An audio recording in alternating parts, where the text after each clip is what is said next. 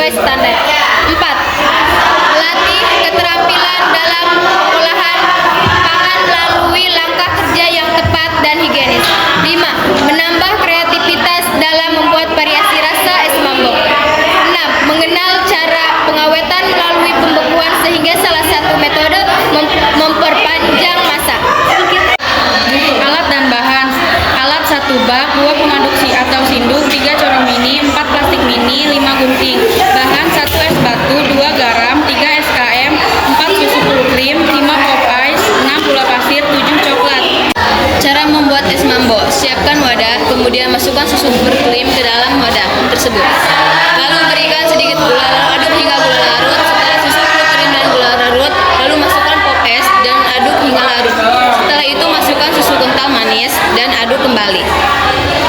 Setelah semuanya tercampur, kemudian siapkan plastik, corong, dan sinduk untuk memasukkan larutan es mambo tersebut. Setelah itu ikuti satu persatu. Lalu siapkan wadah yang cukup besar, hancurkan es batu, kemudian letakkan di wadah dan berikan garam kasar, kemudian letakkan es mambo di atas es tersebut.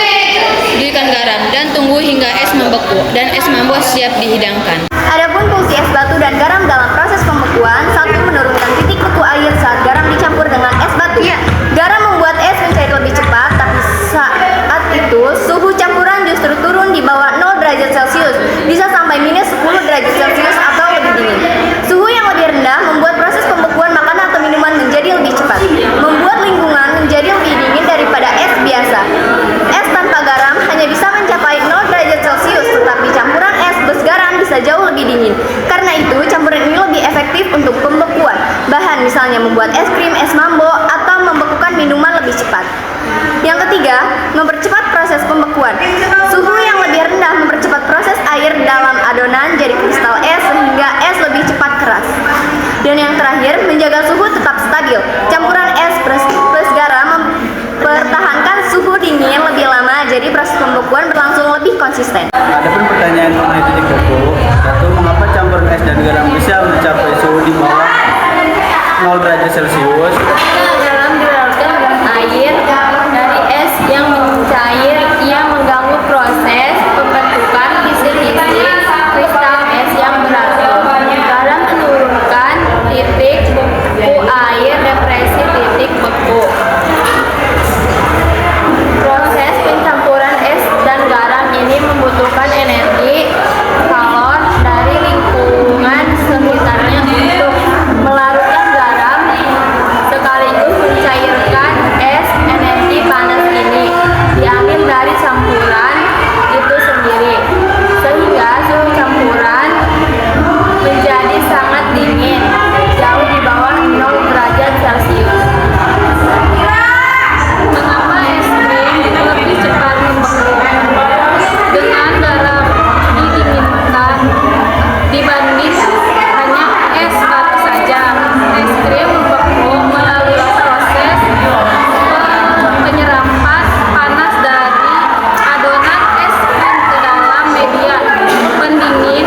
Garam digunakan bersama es batu untuk menciptakan sus campuran es dan air. Garam yang suhunya bisa turun drastis hingga di bawah min 10 derajat Celcius.